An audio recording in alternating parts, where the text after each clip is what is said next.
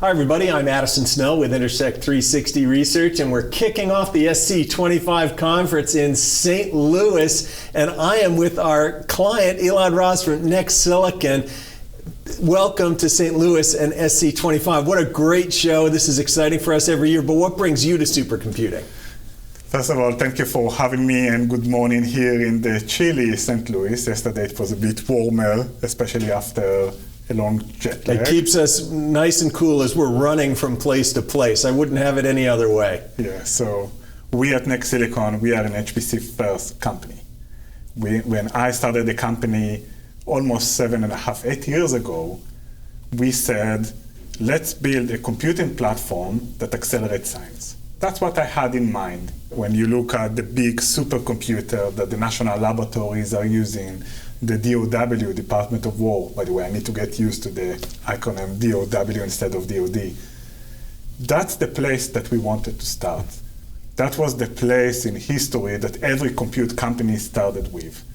And the challenges that happen, especially for our community, the HPC community, is huge. Compute demand is ever increasing, but the architecture plateaued. This is where we come in with our Maverick chip, and we are anticipating a great SC ahead of us. Well, and you mentioned your Maverick chip, and I should have led off with congratulations on the launch of Maverick-2. We've been following along with the launch. We've been following you all along through your first Maverick chip, but Maverick-2, this is really something special. Why don't you talk about it for a second, and how's the reception been so far? Thank you. Reception is phenomenal. And next time, don't let an engineer choose name, because Maverick was supposed to be a small test chip, and Maverick-2 was supposed to be the original Maverick, so it's a bit confusing. And yes, we kept under the radar for the past 7 years, because once we launched, we wanted to have it big. We wanted to come to a customer with already at-scale solution. This is exactly where we are in our lifetime with the Maverick. And in the launch, what we have tried to do is keep our messages between high-level position for people who are non-technical that understand what we are doing, and some of the technical folks that will see what's going on beyond the hood. And this is only a starting point of rolling news that are coming more and more, and you will see some of them this week, next week, after the seasonal break, holiday break soon. Super excited about what we are doing. Because if you think for a second, you have CPUs, processor core that run instruction. You have GPUs, many core processor that run instruction. Super hard to win in a market where the big corporation spends billions or tens of billions of dollars a year on engineering. How you compete with that? The answer is not building yet another processor core or yet another GPU. You need something novel, foundational, different, and everything is that on the market, and you may have a chance to win. The problem is super hard, super expensive, capital expensive. And with God's help, this is where we are now. This is what we have done, and it's working, and it's exciting. I'm excited by it, and I'll give a little color to it with our research and what we see in the market, because I liked where you started by talking about being HPC first and driven by scientific applications. And you'd think here at SC25 that would be obvious. And what we find is that it's not. That we're increasingly seeing so many people talk about AI and all of its forms, AI training, AI inferencing, and the drive toward lower and lower levels of precision, especially, to do that a lot of the processing elements and systems that we're seeing right now are not really HPC first, because what we find in the market is a couple of things. One, when we look at the on-premises, even on-premises enterprise AI opportunity, that it's at organizations that are also doing HPC types of applications in manufacturing, in finance, in pharmaceuticals, energy, doesn't matter, and that's often shared infrastructure. And two, that infrastructure really still needs 64-bit performance now and into the future. They're not saying, oh yeah, we're going to emulate that with FP8. And then finally, that users are really saying that the choices then in high performance processing elements are what are driving their system acquisitions going into the future. So I look at that. That's what we see the market is saying very clearly that they need. You're designing against that. Now you've got this Maverick-2 data flow architecture coming out. Why don't you tell a little bit about your architecture and how that maps to what we're seeing in the market? Sure. So I think that in your long question, you laid out the path where we are now. In geopolitics, in the world, in the consumer market, the enterprise market, and obviously around the public sector. And let's talk about math. At the core, the AI workload, the neural network, starting from convolution neural network to transformers, where we are now in the large language model. At the core, the math is the same. It's like linear algebra. You're doing matrix operation, matrix vector. You're running pointwise kernel or the MLOps on activation function and reduction. And then you have the scientific code that has like stencil for oil and gas, inverse migration, weather simulation. I mean, the math is the same. However, in AI and machine learning, when you have a predictive model, you don't need a high accuracy to give the exact mathematical result, because anyway, it's approximation. So we see the scaling going from 64 to 4-bit. That's the main difference. And the problem that we are seeing in computing architecture, non-related to NextSilicon specifically, is trade-off inside the silicon area. There is X amount of transistors you can put in a millimeter square in 5 nanometer or 3 nanometer process. How you're going to use it?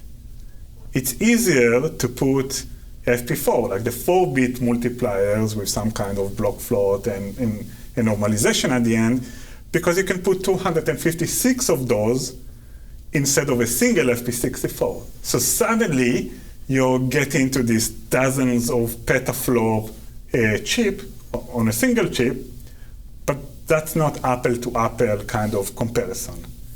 Now, AI market is getting traction so rapidly.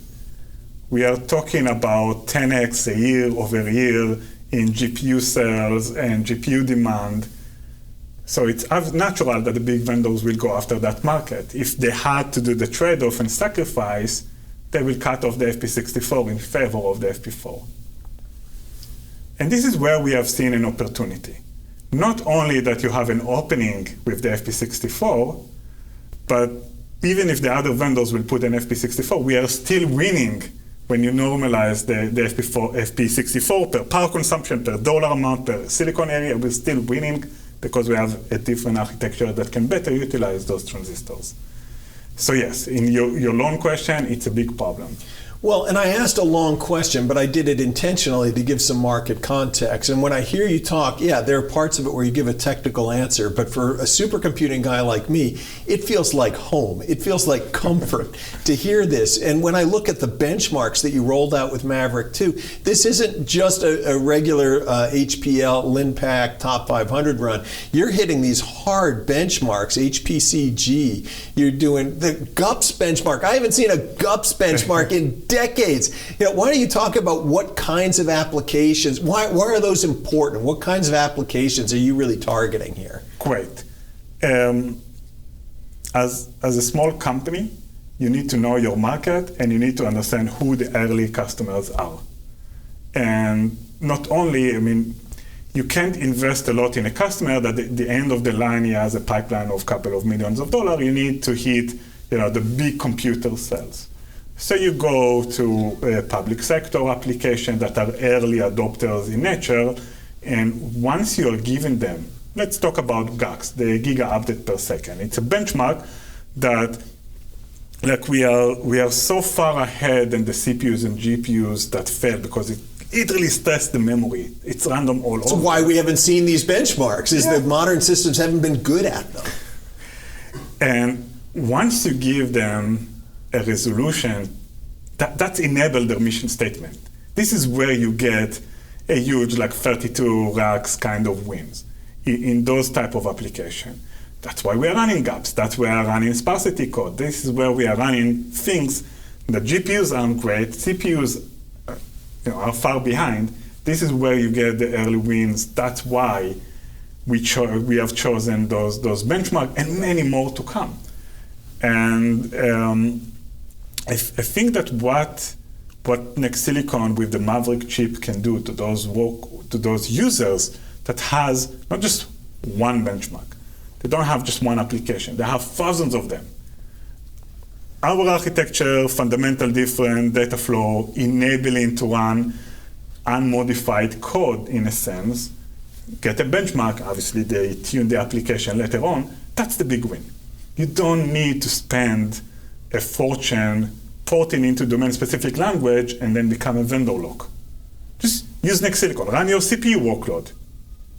See that it worked for you. Now parallelize them, add your flavor, but the code is yours. Well, and we see that in the market right now as people are looking at, gee, how do I go to this many GPUs, or do I have to switch CPUs? The conversation is already open for what architecture now is going to best suit my needs going forward. And that actually, I think, helps you, because if I'm already evaluating anyway, now let's bring in what I think is really maybe the best, most suitable for my need. We also mentioned HPCG. We've talked about analytics workloads ever since big data. It also happens that this data flow architecture is pretty good at graphs. Yeah, PageRank, for example. Right. Okay, and many other workloads when you're crashing everyone else. I think that the Maverick chip is a starting point towards future roadmap that we have towards customer. It's very painful, to switch an architecture. So we try to make it for our customer as easy as possible, starting with partners with the OEMs. We are not building a full Rex. Okay, we are not selling tokens. We are a component vendor. You can choose your favorite OEM. We integrate with all of them kind of nicely and easily. Build it, run your workload. And it's so different that even now, after we are telling everyone, here is how our core architecture works. You have a data flow, just a sea of values in connectivity. We take in a graph, we map the graph into the chip, we stream the data in. That's meaning that we get rid of all, and I'm going to use a technical term, the volume and overhead of a processor core of scheduling instruction, with just the core. Still people come and ask us, is it VLIW kind of processor, very long instruction? No, it's not. It's like literally data flow, the classical one, that Jack, I forgot his last name, invented in the 1970s, like literally a data flow architecture from back of the days. This is what we have implemented. As much as you talked about being HPC first and a supercomputing application, you talk about PageRank and graphs. Obviously, there's HPC implications there, but it seems to me that a hyperscale company could also show up who's doing search or something like that, say, yeah, we need about 1 million of these over here. That could happen, right? That's exactly the tipping point. You get wins in public sector. You build your architecture to be future-proof and scale out. Think about it. Once you have thousands of those accelerators in a computer, a bug that happens once a year happens every other hour. Okay, this is why you need to mature the architecture. Now it's a tipping point when we go to commercial, to the geoscience application, to the financial market, to the HFT. That's the point in our roadmap that, yes, with evolution and adding the low precision, we can get to AI and machine learning workload as well. So it's going to be a very interesting next 24 months for the company. Well, so where do you see this going in the evolution? You didn't get into this to get to Maverick-2 and stop. Now, you don't have to give us the whole roadmap, but just your vision of how do you see this evolving the rest of the decade and into the future?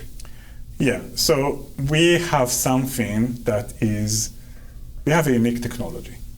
So unique, so different. Think about it. Hardware that reconfigures itself by software algorithm. You need like the two different disciplines, the hardware discipline and the software discipline, and build them together. It's not a feature, okay? It's an architecture from the scratch up, truly. There isn't a single IP with the other big compute companies or the startup they can say, okay, let's put NextSilicon inside our solution as a feature. They need to build both of them together. Luckily for us, it's a novel patent from scratch. And the first patent is titled Runtime Optimization for Reconfigurable Hardware, a very long name saying software understand what matters and reconfigure the chip. So this is where we are now. Now we need to win the compute. Now we need to build, the Arbel, the processor core, the RISC-V that we have done, is living inside the Maverick-2, right? Because in HPC workload, you have parallel code that fits data flow architecture for throughput, but you also have serial code. Serial code, it doesn't make sense to run them on the host CPU, on the x86 or the ARM, and it doesn't make sense to run them on the data flow because you get penalty on latency. So let's put those RISC-V core inside the Maverick-2 and run them. Guess what? It was like an amazing RISC-V that we developed from scratch. So we said, okay, let's build RISC-V core that is, we call it performance core, that is equal in performance to Lion Cove and M4, slightly better in some places, sometimes worse in other places. Very proud of, we did like this, the Arbel test chip. Can we build a solution around it, a full platform with CPU and accelerator? It's going to be in the same die or different dies. We don't know yet. But we got so much interest from every entity on planet Earth around the RISC-V that is exciting to see how the opportunity in between looking forward.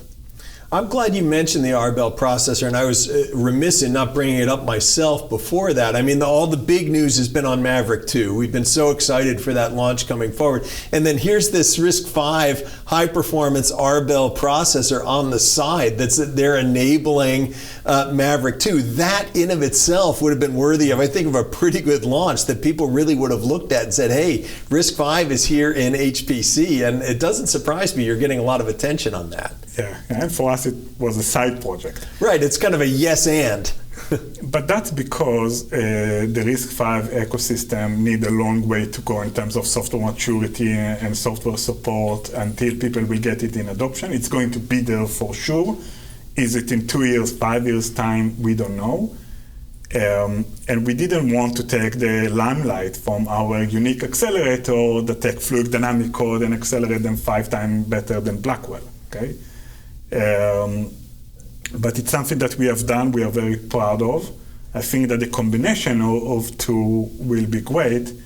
Question is how you scale out in terms of networking and how you scale up. How you connect 256 of those Maverick-2 in like 4 racks and tell a story around that. That's what we are doing now. So as I mentioned before, interesting news will come in the coming months. Well, from an analyst perspective, we've been tracking you for years. We see you right on top of all of the trends on where the industry is going. And I think this has been a fascinating and exciting launch. I expect and hope you're in for a great week here in St. Louis. Thank you so much, and thank you for having me. Have a great show. Thanks for tuning in, everybody. Elad, thanks for joining me. Thank you.